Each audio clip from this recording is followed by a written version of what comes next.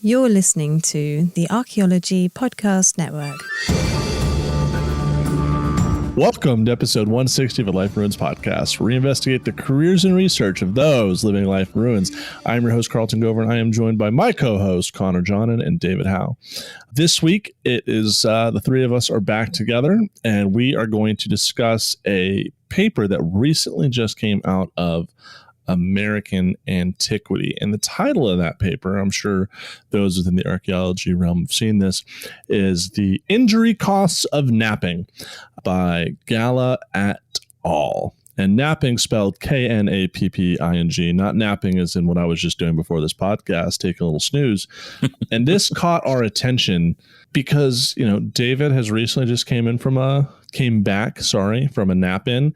And the three of us have spent a fair amount of time around flint knappers during our time at the University of Wyoming and continue to, we're always napper adjacent in some way, shape, or form. I like that. There's three primary skills of archaeology: stones, bones, and pots.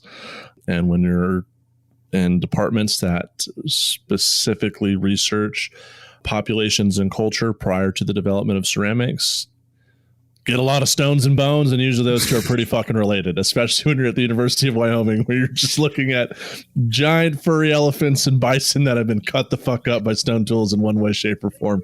So here we are with this paper. So, Connor, were you the one that shared this article in the group chat first? Yeah. I encountered it through some folks at work. These things get passed around through different medium people, whatever. I mean, it's always the gossip goes around, and this was given to me by Charles Koenig, and it struck our interest because it's an interesting principle, an idea that's something that hasn't been talked about a crap ton in the literature. I mean, I think we all talked about it anecdotally, like in different informal locations, but yeah. So it caught my attention. I sent it off to you guys, and as I kind of dive deeper into it, I think we all had some questions. Yeah. Should I go ahead and read the intro? I think I'll try to take a stab at it. Yeah, and mind you, when we looked at this, the first name that popped out of this article was good old Metin Aaron, who we've talked about on this podcast a couple of times. Now, this was the same person that had an article that came out stating that Clovis points couldn't kill mammoths, and me and Connor tore this shit to shreds. And so when we started looking at the author list, Gala et al., a lot of them are Metin Aaron's grad students, part of these previous studies. So I looked at this and it's I have fucking questions, because Aaron's tenure approach, quantity over quality of articles, just fucking shotgun spread a bunch of science out there and get noticed. And yeah, I don't know. I mean, he's making a splash in archaeology because of it. I mean, he's taking topics that we might not have defined or talked about in the literature, and talking about them might not be in the most theoretical and deepest kind of way, but he's bringing them up, which is a good firing solution if you're going to try to be in academia, is to hit topics that are unpublished upon and do basic research on a whole bunch of this stuff. Absolutely. Or finding journals that are not archaeology related. He published something on how bison hooves can be turned into glue and submitted that to the Journal of Glue, and it revolutionized their journal, because that's just shit we know as archaeologists. But he's been really good at finding non-archaeology journals, putting in archaeology content that most archaeologists kind of know about, but getting it out and hitting those pubs up. But respect, honestly, yeah, great. David, what's the abstract? All right, so the abstract. For at least 3 million years, knapping stone has been practiced by hominin societies large and small, past and present. Thus, understanding knapping, knappers, and knapping cultures is fundamental to anthropological research around the world. Although there is a general sense that stone knapping is inherently dangerous and can lead to injury, little is formally, specifically, or systematically known about the frequency, location, or severity of knapping injuries. Toward this end, we conducted a 31-question survey of 31 question survey, mind you, of modern nappers to better understand napping risks. Responses from 173 survey participants suggest that napping injuries are real and present hazard. Clear and present danger. Even though a majority of modern nappers use personal... The word is persistent, not present. Oops. A variety of injuries, lacerations, punctures, aches, etc., can occur on nearly any part of the body. The severity of injury sustained by some of our participants is shocking, and nearly 1/4 of the respondents reported having sought or received professional medical attention for a flint knapping related injury, or flint knapping adjacent. Overall, the results of this survey suggest that there would have been likely serious, even fatal, costs to knappers in the past. Such cost may have encouraged the development of any social learning capacities possessed by hominins or delayed the learning or exposure of young infants or children to knapping. You know what would make the science about all their claims better? Science? Fucking biological and bioarchaeological examination of hominin and like hunting and gathering societies' fucking digits for lacerations. Yeah. None of that is present. This whole article is like, we sent out a survey and we're just going to look at the responses. Mind you, as we've talked about in this podcast so many goddamn times, like modern people that flint knap as a hobby are not the same as people who had to do it as part of living. So really making these comparisons is not adequate. Yeah, and I think taking the bioanth approach, really doing the skeletal analysis, but also you could consult the ethnographic record to see how folks were using stone in the past and even creating tools. I mean, that's a simpler step back and not as far, but you could talk about these things in a way that is better analogy than just modern humans. And there's none of that even mentioned in here. There's no archaeology in this paper until the very end of it. It's all just modern day analysis of flint knapping. Yeah, it's just a BuzzFeed article. Yeah, it's just a fucking BuzzFeed article. I'm sorry, now I'm getting wound up by this article the more that I like looking No, at I mean, it. I think it's great. It's a cool thing to read. It's just like so bizarrely like simple yet so unnecessarily processual at the same time. Like I don't know how to explain it. I like the concept because we all have stories about like a friend or the time that we fucked up while flint knapping, and they took that concept, but they didn't pass the baton. Like they pulled up all this data and there was like a part 2 of like, we need to look at comparisons, and they're just like, no. I mean, for example, there's a couple tables in here, and this is where I got my first time I got pissed. Like, what is your favorite prehistoric culture to replicate? Fucking canceled. And it's just like a list of shit. Who cares? At the end of the day, it's like, this is a meaningless table. We don't need this. Table 2, what artifact type do you prefer to produce the most? Also fucking meaningless. But I would have liked to have seen like a follow-up article out of, like which artifact type are you most able to produce? That would have been like to at least illustrate the competency of the flint knappers that they have. Don't have that. Or a better question, which ones have you broken something on, or which ones have you cut yourself on? Yeah, it's like, very so specific. what my favorite is. My favorite thing to produce is an arrowhead. Have I ever fucking done it? No. Speaking of, it says, what is your favorite prehistoric culture to replicate?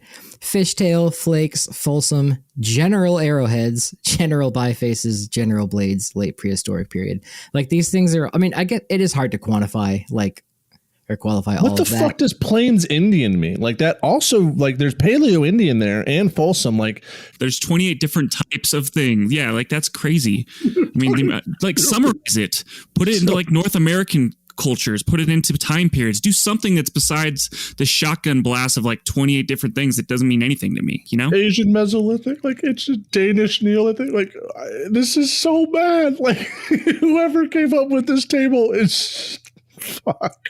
Another thing too, though, that like I don't see added in here is like I just saw testicles in one of the tables. That it doesn't say what stage reduction or what stage like they were at. So like a giant spall, like it's pretty easy not to cut yourself because you're taking big giant flakes off. But like the most times I've cut myself is doing very precise direct percussion on a small piece, specifically usually obsidian, or even pressure flaking. I've like busted the palm of my hand open, and that's not something, at least that I saw on here mentioned, but more so it just quantifies where the pain is, and like tolls and I forget the troll toll, feet, eyes, hams, nails, carpal tunnel, rear end, testicles, elbow, rear end. So I think the front part of this article, specifically these tables that we're talking about, doesn't really add a bunch or do anything for me. Table 3, what is your preferred stone raw material to work? Flint, but then they list like 8 other different kinds of flints. I guess it's just like general like, they don't remember, but it wasn't it's like, obsidian. what? And then first of all, this is fucking America. You're publishing an American Antiquity. It's called fucking Chert. You're public. You should know better. But I mean, these are the same people that were fucking launching modern day arrowheads from a 30-pound bow and said, you know what, can't kill a mammoth. So whoa. Now I'm getting personal. A notch. Still, God, this is so stupid. Okay. What the fuck is Republicanite? I don't know. It's a good question. Send us an email if you know what that is or if it's real. Oh, it actually says we do not know exactly what is meant by Republicanite. Our best guess is Republican River Jasper in Nebraska. It is also known as Smoky Hill. No, all those are wrong. I think definitely not Wokalite. It's called Smoky Hill Jasper. Yeah, but I do think this first part, these first like 3 tables highlights their like shotgun approach. So like 31 questions about flint knapping. It seems like an excessive amount. Like I think David highlighted as part of that is just you're gathering too much data at that point.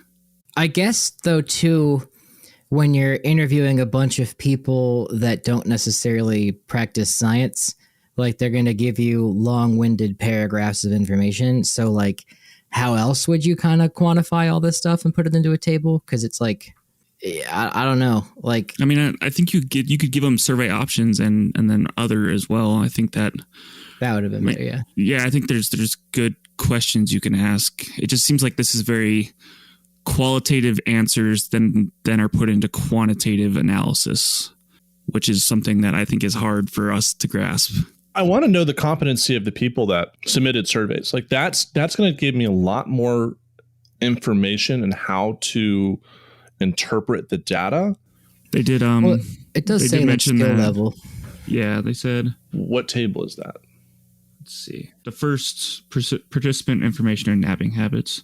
So they self-identify their napping skill ranging from novice to master. 26 of our respondents identified as novice, 29% intermediate, 52 or 30% as experienced. But what the fuck does that mean? 20% as expert and 4.62 as master. Well, that's the thing. It's a spectrum and it's all relative. I would personally call somebody a flint napper if they can reduce a biface down to a usable blank, I guess.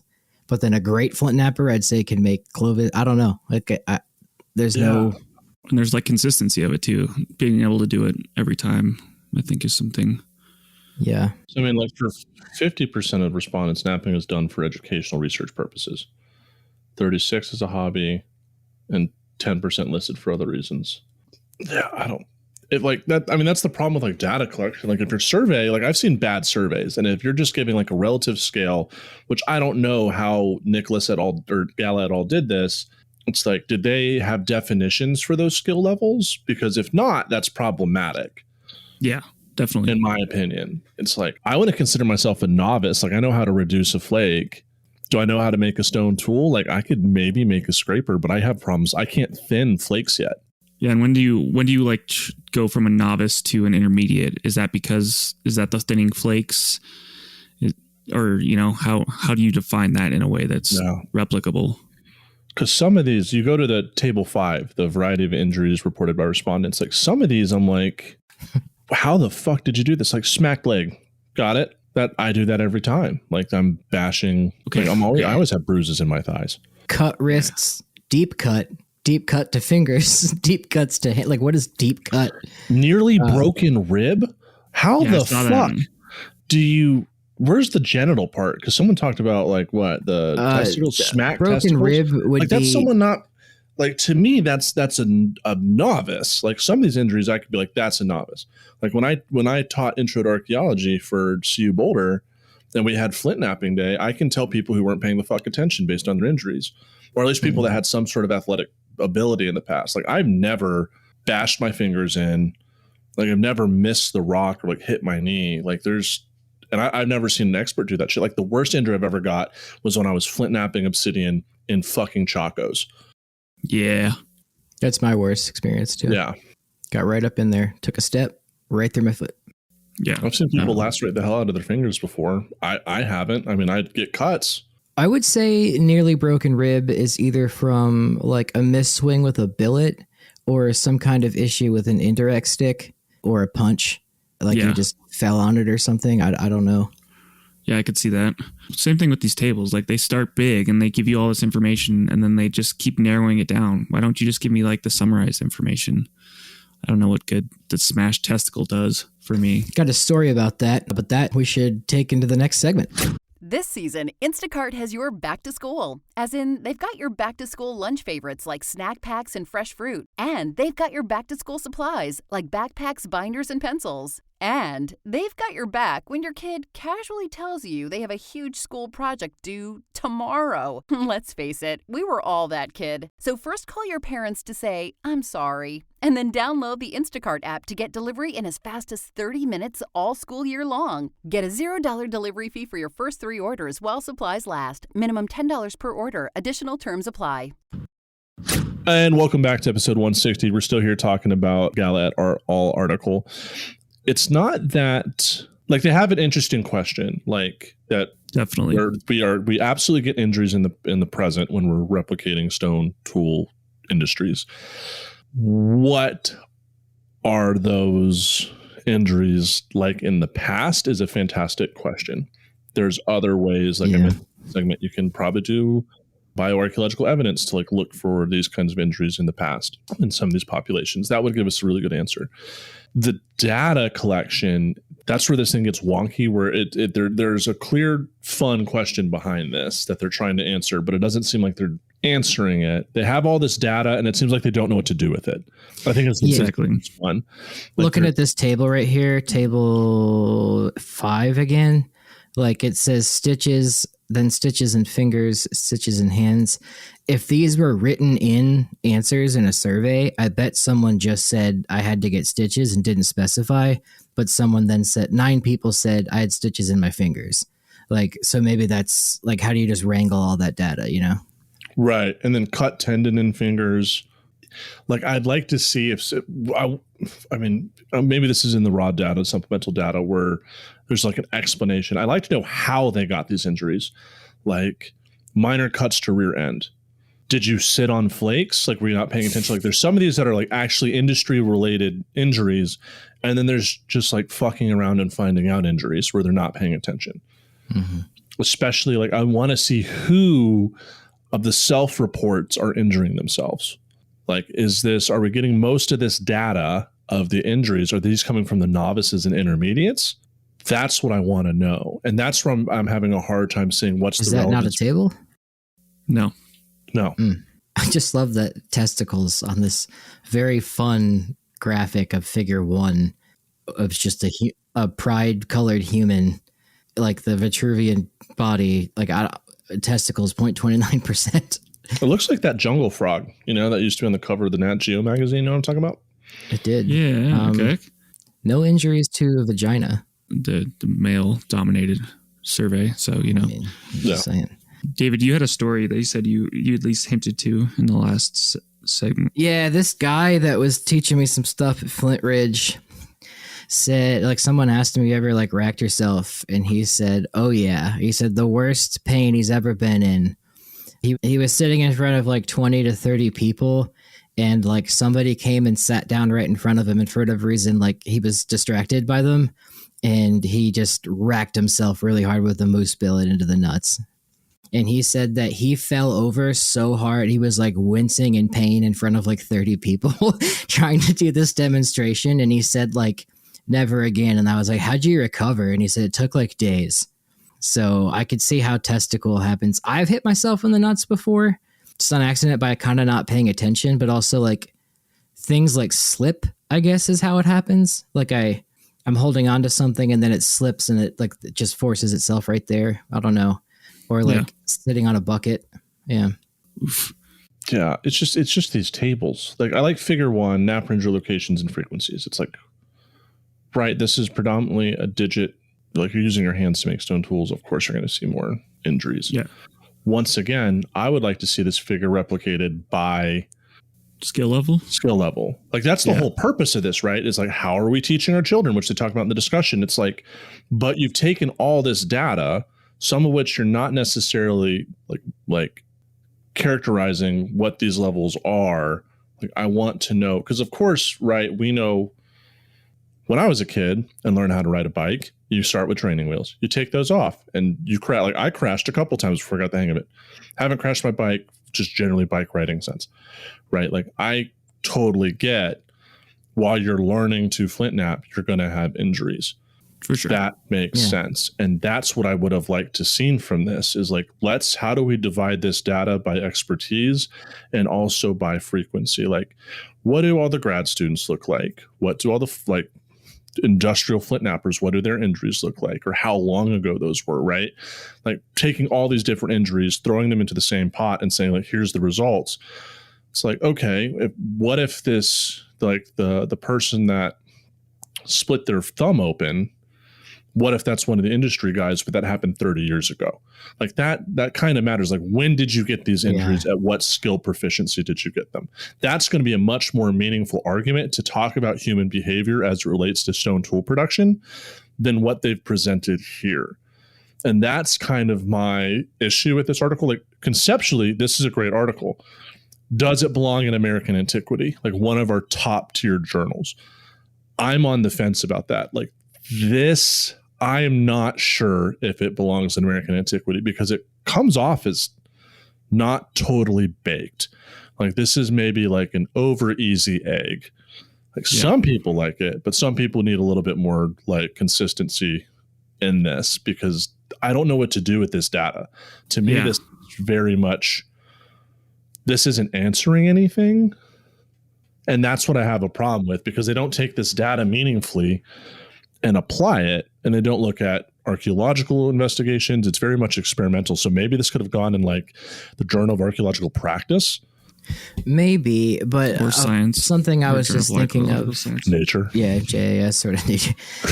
It's kind of a framework though, because like no one's done this before in the sense that like if you were to write a paper about like, you know, how many Australopiths or Homo habilis or Homo erecti have lacerations or cuts to their, you know, finger bones or whatever, you can then say like, well, according to modern knappers, of these surveyed X% had injuries to their finger bone. So therefore we could expect to see that much in Homo erectus or more. So now there's an official American Antiquity thing to reference and cite would be my own I wouldn't guess. even cite this if I did that because like any sort of archaeological data I'm going to get at this, I'm going to be able to tell gender, I'm going to be able to tell age, I'm going to generally be able to tell biological sex, I'll be able to tell age and use those as references for how often they're doing this behavior. That's just such a weird table production of, as we've discussed. And like, I totally understand what you're coming from, but like, you don't fuck around at American Antiquity. It's not, you don't do like conceptual low hanging fruit stuff even without results that are meaningful. Yeah. That's the issue with it that I find. It's like we surveyed 163 people. This is what they said. And here's some cool figures and charts. Yeah. I do think this data needs to be out in the world and accessible to people, but I think the medium in terms of American Antiquity, like this hard hitting journal that's supposed to talk about the cutting edge of, like, no pun intended, of science and what we're learning in archaeology, this doesn't fit that mold to me. Like, I want this data out there. I want to be able to look at it and maybe quantify it in my own sort of way. But as it is right now, it is not something that I would use. And their theoretical implications, as you kind of mentioned, Carlton, are not substantiated during this. It is an absolute stretch to say what they're learning from this data set is that people in the past had to like significantly change their habits around flint knapping because they would die, which is part of their kind of conclusion as a part of this. Okay. So I'm looking at something now. No, I agree. I open up supplemental information. So they have this information of how long you've been knapping for. What age did you start knapping for? What level do you consider yourself? So there we go. So they have self-reported information. How many times a week do you nap? How long do you nap per session? So like there's data is available that they could have used. I mean, I guess it's there, but yeah, it's there. So it's like we, the three of us, could write a more poignant piece about this article based on their data. Like everything we've just complained about, I guess I could go to this and like, this is what this data means when you look at it this way. Yeah. See, hold that. How often do you currently injure yourself?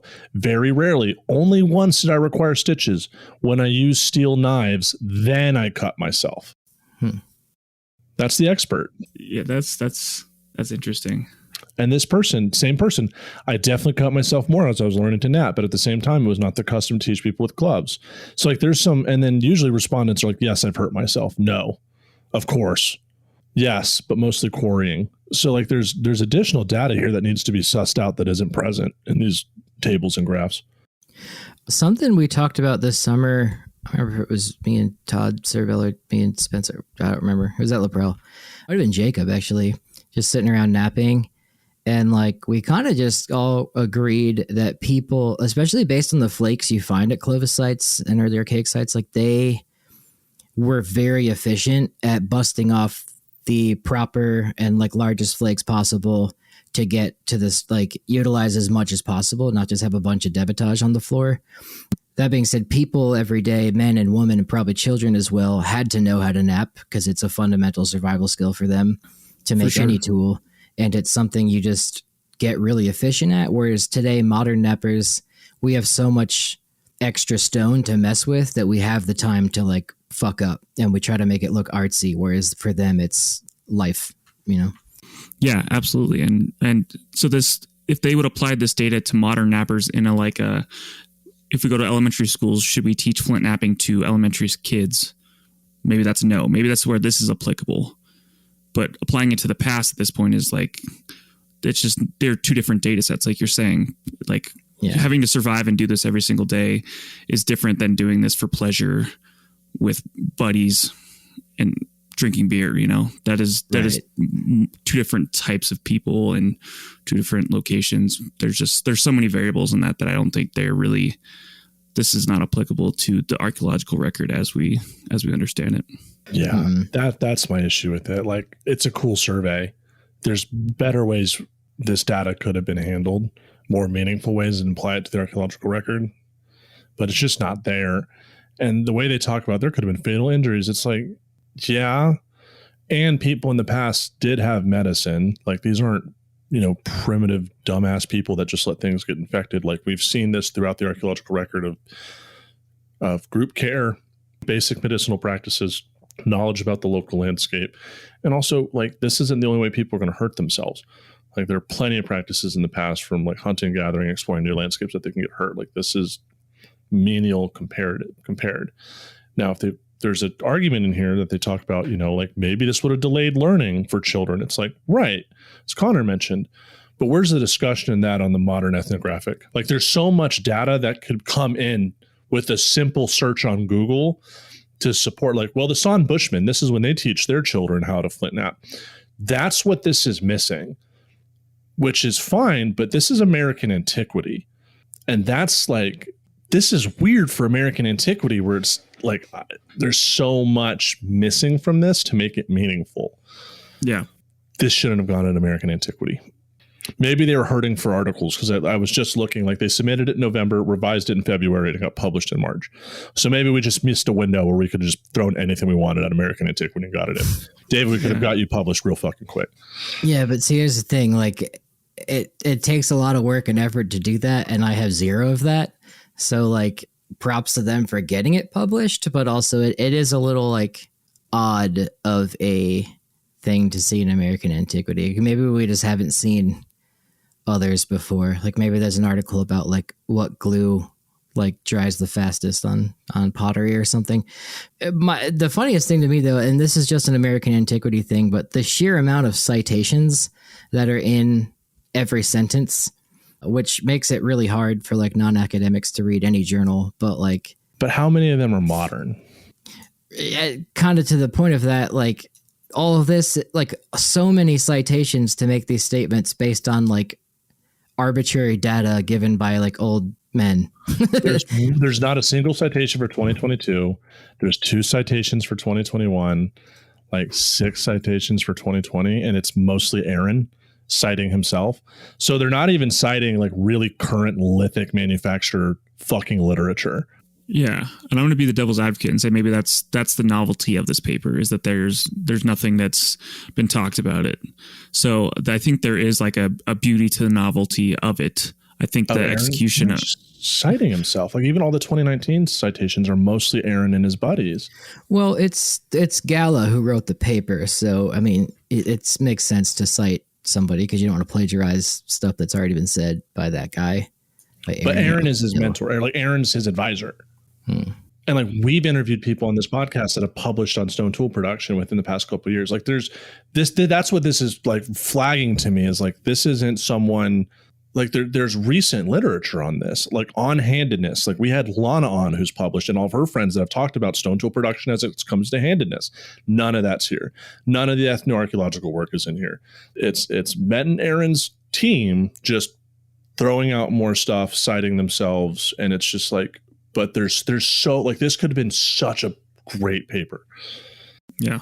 In principle, I would agree. I mean, it's the execution that we find lacking. I think on that note, we'll take a break and we'll come back and maybe talk about something different. Who knows? We'll be right back. Did I hear you're shopping for a car? Because I've been at it for ages. Ugh, such a time suck, right? Not really. I bought it on Carvana. Super convenient. Oh, then comes all the financing, research. Am I right? Well, you can, but I got pre-qualified for a Carvana auto loan in like 2 minutes. Yeah, but then all the number crunching and terms, right? Nope. I saw real numbers as I shopped, found my dream car, and got it in a couple of days. Wait, like you already have it? Yep. Oh. Go to Carvana.com to finance your car the convenient way. Welcome back to episode 160 of the Life and Roots podcast. We have been discussing a paper by a person, and we have beaten that horse dead and given our opinions. But I wanted to ask an adjacent question to this kind of study. Thinking of like modern flint knappers and kids and getting people introduced to archaeology, etc. Like, what do you think is the appropriate age, and or is there an appropriate age to start teaching students, kids, like flint knapping, experimental archaeology, things like that? Because I think they can be meaningful if you catch them at those young ages, but there's like a danger to them. My friend's kid just graduated kindergarten, and she like naps with him. She's napped with him for like 2 years. Like just tries. She just smashes it with a billet, but she's in there. I noticed like when I did the flint knapping thing for those classes, the injuries occur when I'm not directly with a student. So like if I'm guiding an individual student, like how to hold a hay, watch your hands. Like if I imagine if like a parent to their child who's meticulously watching them to do it right, those injuries don't happen. It's like when I move down the line and someone's not paying attention and they put their finger in between the core and the hammerstone, that's when the injuries happen, right? Yeah. So I think there's also kind of like a social, like what's the situation? Like when I had a flint napper at Hellgap, like walk me through how to make a Clovis point, I didn't hurt myself once because they're like, hey, you're holding this wrong. You need to hit it right here. Like you're going to slice your hand if you do it this way. So there is that like knowledge that's being passed down in a transformative way, in an educational way, versus you have 30 students and like there's a bunch of hammerstones out and you're not paying attention to everyone. That's where the injuries happen. And like the injuries that I've always sustained, it's like when I was fucking unsupervised and like not thinking, like the Chaco incident, or like, and most of the time I slice my hand open, it's when I'm with obsidian. Yeah. Like I'll get chert stuck every now and then, but generally it's the obsidian that's really lacerating me. And I'm wearing the goggles, I'm wearing the gloves, like generally wearing long pants as you're supposed to do. Granted, did glasses and goggles exist in the past? No. So there is that danger, but generally people are wearing long pants and covered shoes. I imagine moccasins or some We discussed like those Inuit snow masks, like if it was heavy debris, like with obsidian, maybe something like that. Or another guy and I were talking about just long hair. Put your long hair in front of you, you have way less likely of getting a thing flown into your eye. Yeah. But I mean, no way to know. But I think they were good. Like modern nappers who are good just don't hurt themselves as often.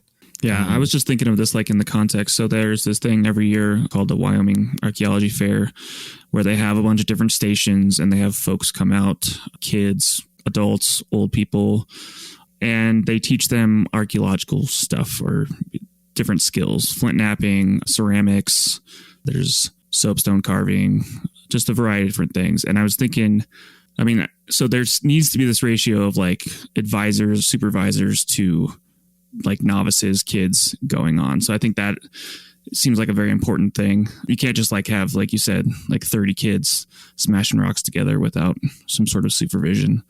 Yeah.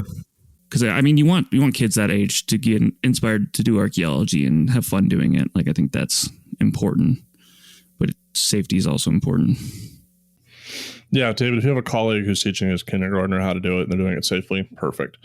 I mean, like for archaeology students, they're learning generally in their archaeology methods course, intro to archaeology. I know there's community colleges that teach it, and sometimes even high schools in the Southwest. It all just depends on, the level of the teacher, the willingness of the student to pay attention, and also the class size. I'm good at being able to show, I can show students how to make a flake. Pretty useless beyond that. Yeah. But I mean, that's the point, though. You just want to show them how it works, and you can infer from there. But are there a bunch of kids at those nap-ins, or is it just kind of mostly? Yeah, like there's people who have their kids with them, and then there's obviously like parents that come like to just see it, and they bring their kids. And a kid sat down with my friend, and he sat and taught him for a bit while the dad was watching and asking questions. But I mean, it's really hard to teach everything about flint napping for 5 minutes with a kid sitting right next, like hit this. I do want to mention something because it's relevant. When I did the bison experiment with Devin in Montana and Donnie, we had stone tools that needed to be resharpened, and like we relied on Devin and Donnie to do that. Like they were kind of our sharpeners, like in terms of like the group dynamic, because they knew how to do it. And I don't recall either of them getting injured. They were the designated sharpeners while we were the cutters and the slicers. Or like there was a point where Lana and Autumn, we would take the big hunks of meat off and they would process them by muscle group. So we had this assembly line of people like actively working within a stone tool environment in an archaeological context and an ethnographic context of processing a killed bison. Like that's a different kind of context to lithic production than like a nap-in or like just sitting there flint napping. Right. Does that make sense? Like, I don't know where I'm going with that, but other than like we had two professionals that were doing it, no one was getting injured, but like we weren't all flint napping, but we were still using stone tools. Right. I mean, I think you're hitting at like a division of labor thing, and that there's specialties across groups. You have to specialize in something, and not everyone's going to be hitting rocks all the time. So I think that is an important thing to talk about, because how many novices will be actually hitting rocks together in the past, like fundamentally. Or how many, like if you're like a family and I got like my three young sons and my two very beefy daughters out there, am I the one making the stone tools while they're cutting? That's the division of labor that Connor just hit on. Like people are going to use their strengths in those environments. And so generally I wasn't even used like Devin and Donnie.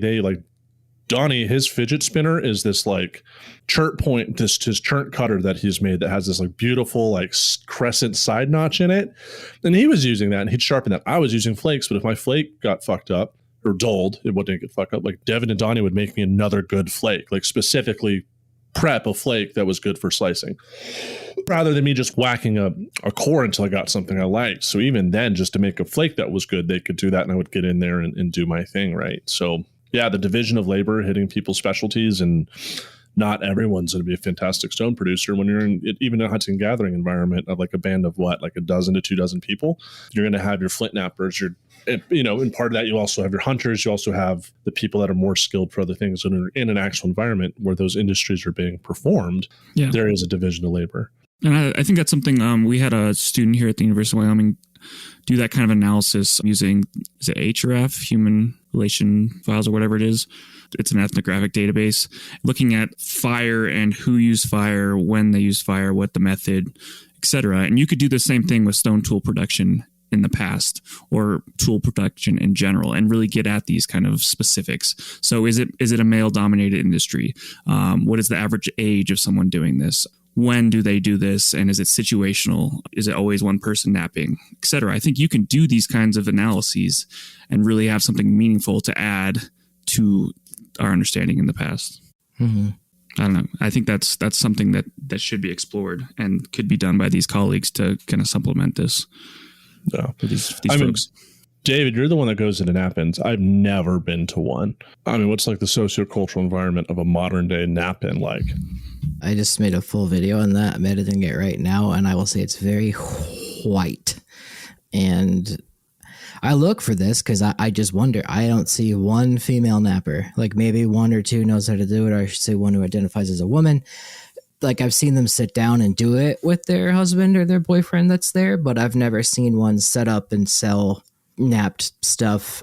One thing I have noticed though, almost everyone there did not know flint napping was a thing, and they found an arrowhead on their grandfather or father's property as a kid and were very intrigued by it and wondered how they made it, and then hit it with a rock and broke it, and then realized, oh, that's how it works. And then they go and like figure it out from there. And then when Facebook came around, they were all like, oh, this is like a whole thing people do. And that's like when the nap-ins really popped off, which I find fun because like, I mean, I think Connor and I talked about this last episode, but or a few back. It's just like people have a fascination with stone tools, and like that's not going to go away, I don't think. Well, the social networking aspect of that too is kind of cool, how that stuff spreads.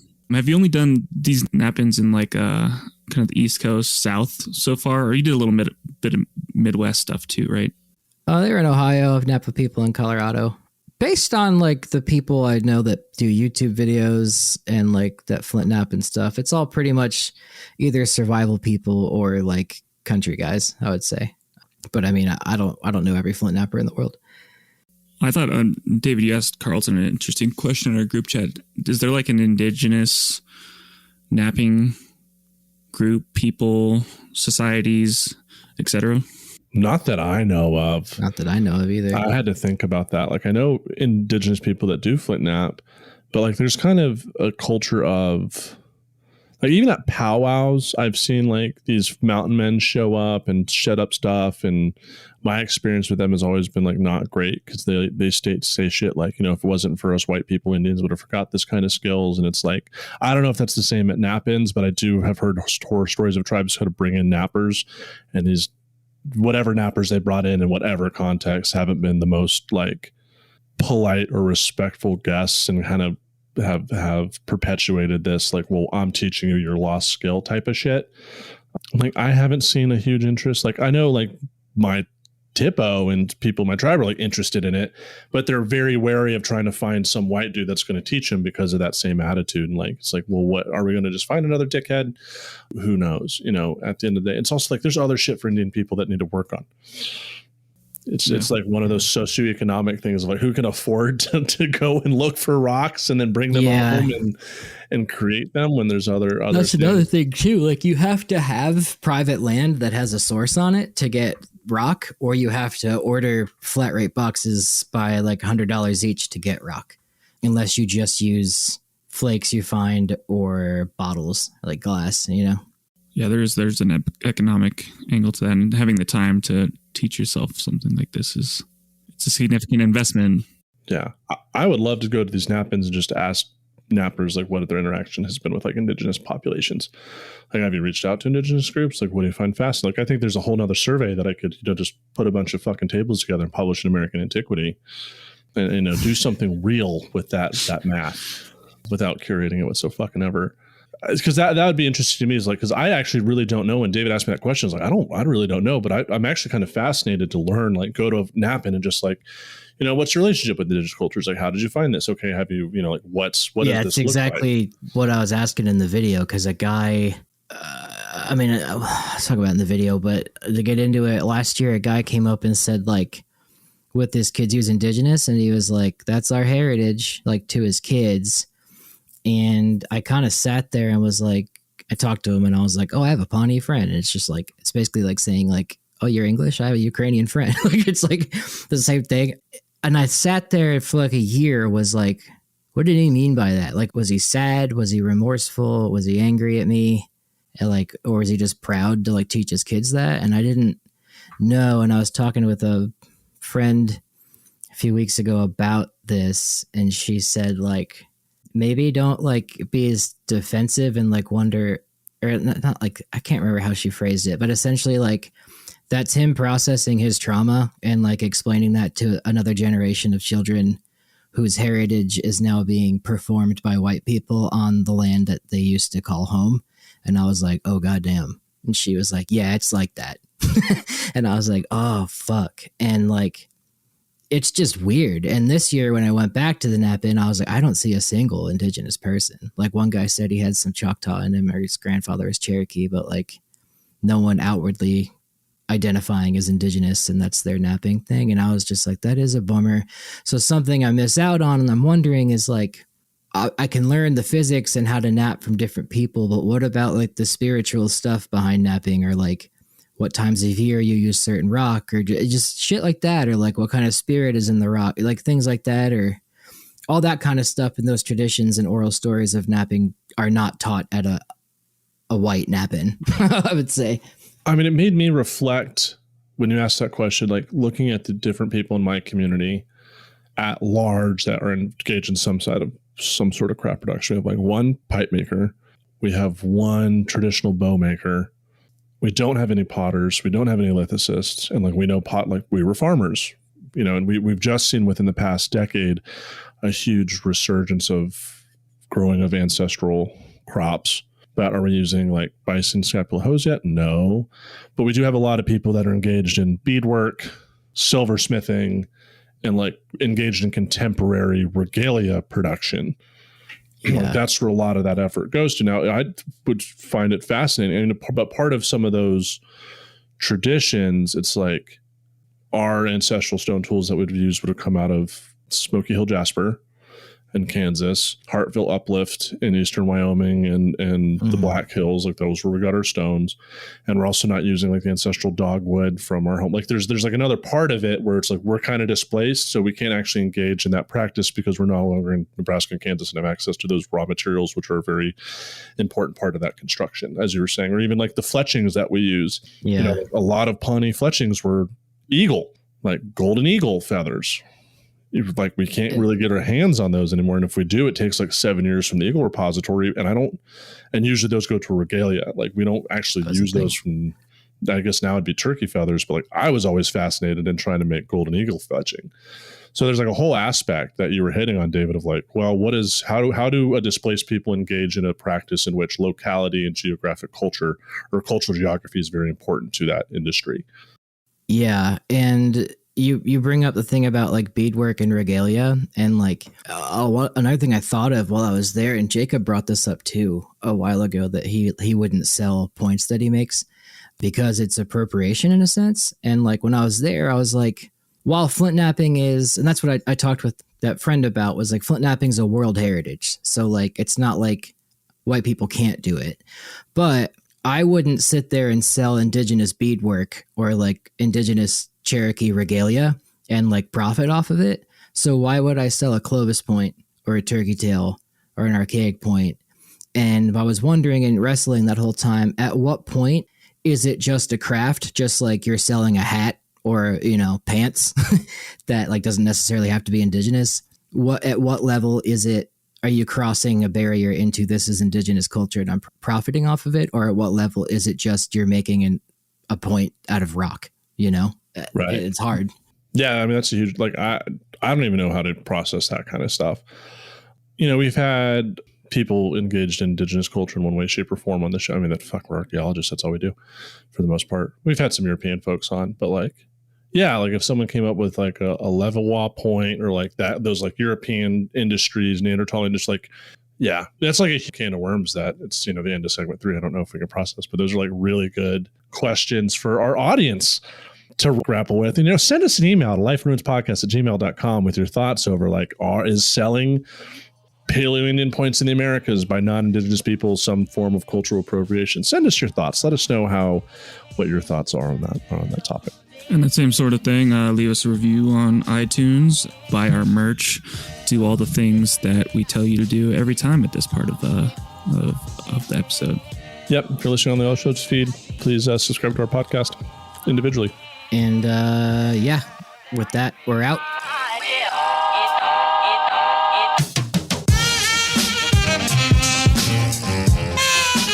Thanks for listening to A Life in Ruins podcast. You can follow us on Instagram and Facebook at A Life in Ruins Podcast, and you can also email us at alifeinruinspodcast@gmail.com. And remember, make sure to bring your archaeologists in from the cold and feed them beer. Connor, do you have a joke? Yeah, it's bad. And they're all not great. What did Yoda say when he saw himself in 4K? HDMI. That's pretty good. That's good. Thank you, Connor.